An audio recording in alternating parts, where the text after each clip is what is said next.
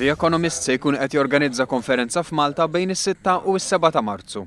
F'konferenza tal-aħbarijiet is-Segretarju Parlamentari Edward Lewis qal li din hija l-ewwel konferenza ta' dan it-tip f'pajjiżna li se toffri ċ-ċans lill-imprenditturi Maltin li jiksbu jaqsmu idea ġodda bilan li jinfetħu opportunitajiet ta' kummerċ kemm fir-reġjun kif ukoll fuq livell globali. Ċertament se titfal il-Malta fuq platform mhux biss Ewropea imma internazzjonali għalfejn għaliex kulħadd jaf li l-standing li għandha The Economist. X'irid joħroġ minnu?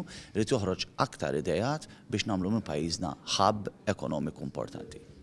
Il-konsulent editur ta' The Economist John Andrews qal li f'din il-konferenza mhux sempliċement ħadd tiġi diskussa Malta, imma anke Malta fl-isfond Ewropew u Mediterranju, kemm fil-preżent kif ukoll fil-futur.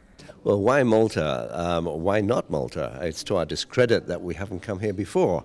And I think this is one of the things that Malta could be quite interested in as a logistical hub for the Mediterranean, as a research and development center, as a financial sector. Għal din il-Business Roundtable se jattendu professjonisti ta' livell oli, bħal ex-Prim Ministru Taljan Mario Monti, l-ekonomista u ex-chairman ta' Goldman Sachs Jim O'Neill, l-ex-kap eżekuttiv ta' British Petroleum Tony Hayward, l-ex-kummissarju Ewropew Lord Mandelson, is-segretarju ġenerali tal-Lega Arbija Nabil El Arabi u l-President tal-Parlament Ewropew Martin Schulz. All these guys are actually pretty important, and I think it's a tribute to Malta that it's attracting them here for this government roundtable.